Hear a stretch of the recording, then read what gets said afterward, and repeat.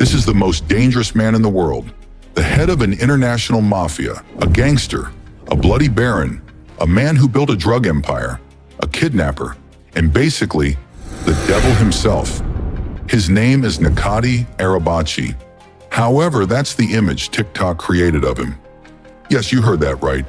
He became beloved by users around the world for his looks and piercing gaze, like a real-life witcher on a motorcycle.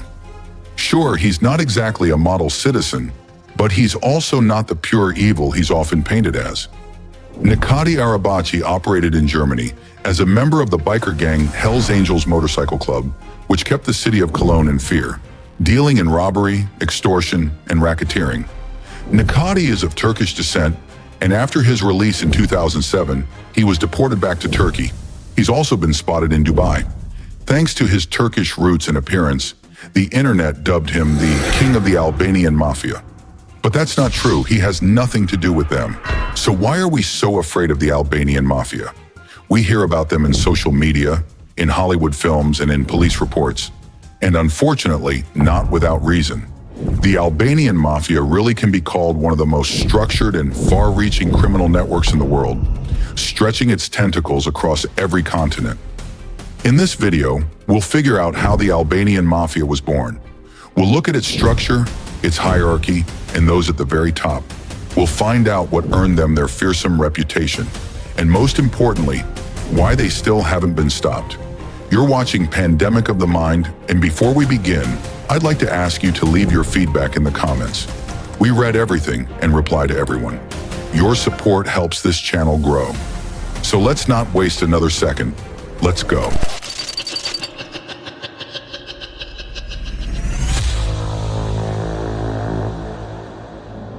It's all about geography. For centuries, the mountains hid clans that lived by their own laws. Proximity to Europe made the country a perfect corridor for everything: drugs, weapons, people. To understand how it all works, you need to look at its recent past. In short, for centuries, Albania was under the Ottoman Empire. Then came wars, occupations, dictatorships, and Soviet influence. From 1944 to 1985, the country lived in isolation. Religion was banned, traditions were destroyed, but the clans survived. And those clans became the foundation of what we now call the Albanian Mafia. You hear Albanian Mafia, and the first thing that comes to mind is The Godfather. One boss, one throne, a pyramid of hierarchy. But the Albanians' real strength isn't in a single leader, it's in a whole network of bloodlines. They call it FIS. We'll call it simply a clan. Members of a clan share blood and a common code. Inside the clan, everything is decided. Who lives, who dies, who's forgiven, and who's not. If you break the blood oath of loyalty, you become an outcast. You're despised by everyone, your own and outsiders alike. The structure of the Albanian Mafia is made up of countless branches and cells, all connected by blood and by debt. Break one cell and two others grow in its place. You can take down one man, but the network remains intact. At the center of the clan, of course, stands the leader, the boss.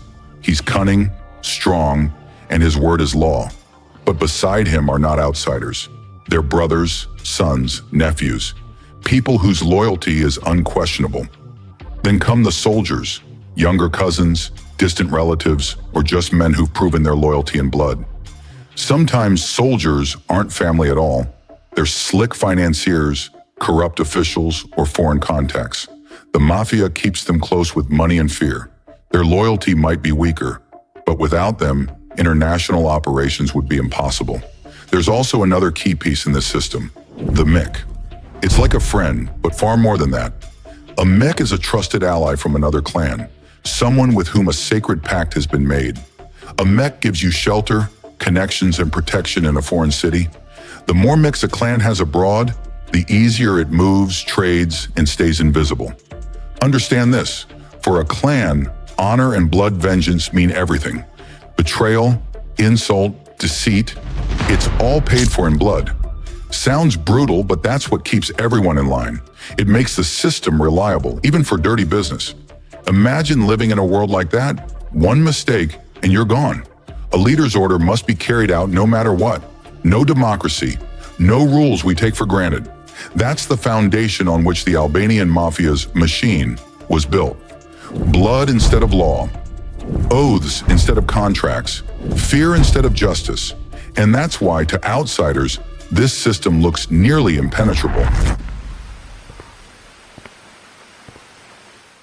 The Albanian Mafia didn't create its rules in the mountains of Albania. Their real school of crime awaited them across the ocean in the United States. In the 70s, 80s, and 90s, waves of immigration brought thousands of young Albanians to America. Young, bold, desperate, they dreamed of a better life and often found crime instead. The Italian Mafia quickly realized these guys were perfect. Strong, fearless, ruthless. They started out as bouncers, couriers, errand boys. They weren't afraid of blood and soon earned a reputation as reliable and merciless soldiers. At first, they worked for Italian bosses, but they had no intention of being second forever. Watching the Italians, they learned everything. Racketeering, loan sharking, underground gambling, fraud, drug trafficking. Gradually, the Albanians began to rise. First, they were bouncers, then couriers, and then they started playing by their own rules. Eventually, they realized it's time to stop working for others. It's time to build their own empire. And so the Albanian clans stepped out of the shadows, becoming a force of their own. First in the US and later across Europe. For a long time, when people talked about the Albanian Mafia, they meant one thing: H, the hard stuff. You know what I mean. The Balkan route was their domain. Turkey, Bulgaria, the former Yugoslavia, then through mountain passes into the west. The Albanians knew every path, every hidden road. They guarded convoys, transported the goods, and sold them wholesale. Wars, regime changes, police raids, sure, all that forced them to adjust routes. But the flow of hard stuff never stopped. The real revolution came around the turn of the millennium, when the Albanians shifted their focus to another substance: white powder from Latin America. They didn't just join the existing trade, they reshaped the market. Before them, the business was dominated by Italians, Spaniards, and the Dutch. But the Albanians did what seemed impossible. They went straight to the source: Colombia, Ecuador, Peru. Their people went deep into the jungles, meeting with cartel lords face to face. Why feed middlemen when you can get pure product cheaper directly from the source? Just think about the audacity. They built a 21st century logistics network, hidden compartments in containers, speedboats, private planes, shell companies. The result? A white tsunami hit Europe. We're not talking kilos anymore. We're talking tons. Soon the streets of London, Berlin, Rome, and Brussels were ruled by new prices set by Albanians. But they didn't stop there. Soon Albania itself became Europe's Colombia. They started growing cannabis at home, massive plantations across the country.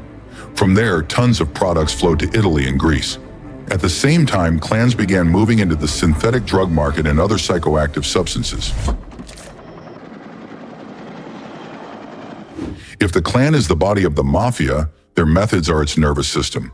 Albanians know how to turn chaos into a well-oiled machine. Picture this: everyone in the chain knows only their tiny role. One loads the goods, another guards them, a third launders the money. Catch one, and the rest keep going. Cut off one head, and the body still moves. Their logistics are a science. Hidden stashes, clever tricks, sea routes, air routes, land transport, whatever works. They use all kinds of tricks to make detection nearly impossible. People are smuggled at night across water. Weapons are dismantled and disguised as car parts.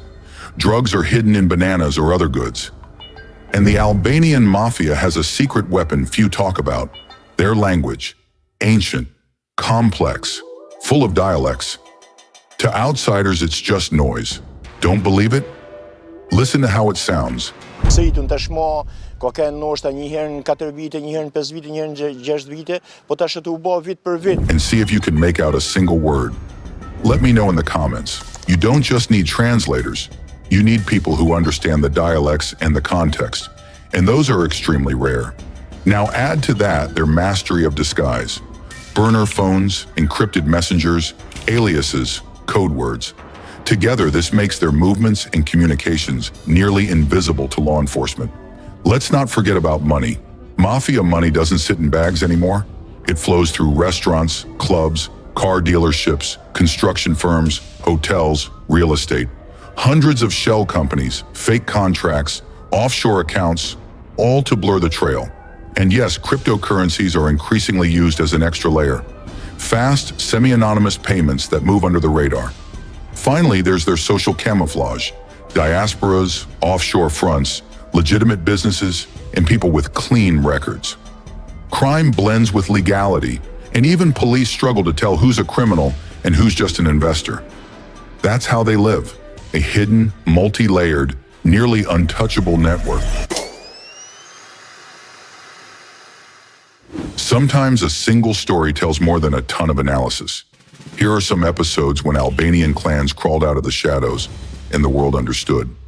This is no longer local crime.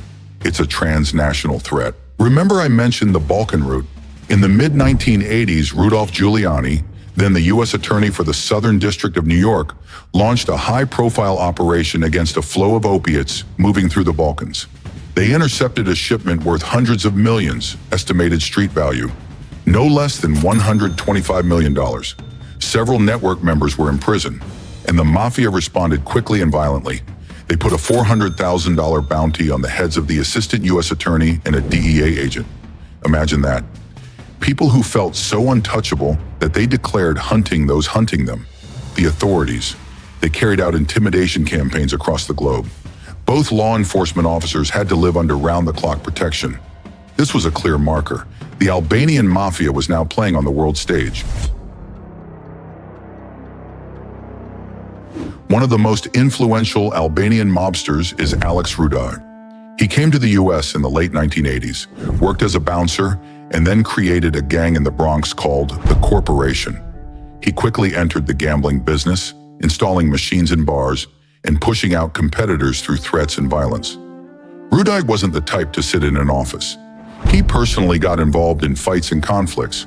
He was brazen to the point of madness. Once he even confronted an Italian boss at a gas station.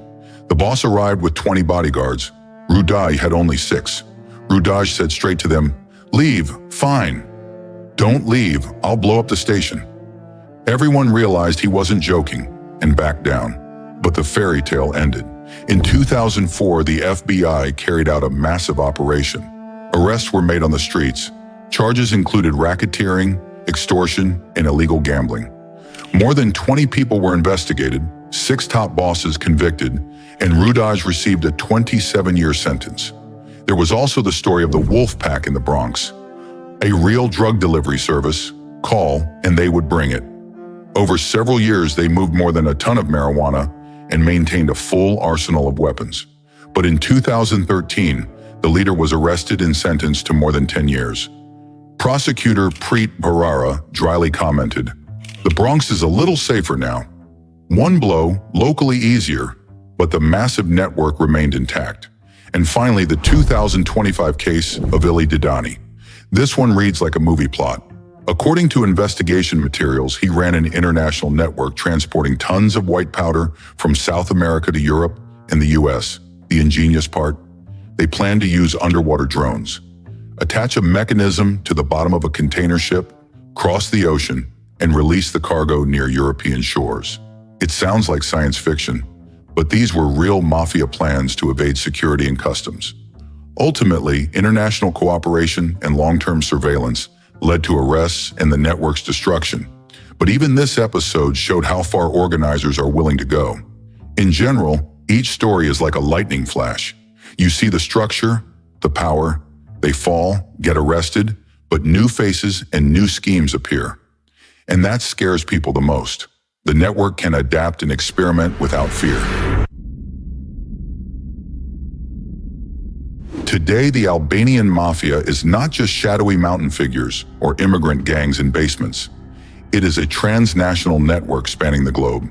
In Britain, Germany, Italy, Switzerland, Scandinavia, and the US, traces of them are everywhere. London and Birmingham have long been drug distribution hubs. Germany is a logistics center. Italy is a classic corridor. But the mafia isn't only about drugs. They control migrant smuggling across the Mediterranean and the Balkans. Women from Eastern Europe and Asia are drawn into prostitution networks and men into illegal labor. For the clans, this is profitable, a large market with relatively low risk compared to drug routes. Why are they so successful today in the tech era? Their strength is in a mix of old and new. Discipline, oaths, clans on one side.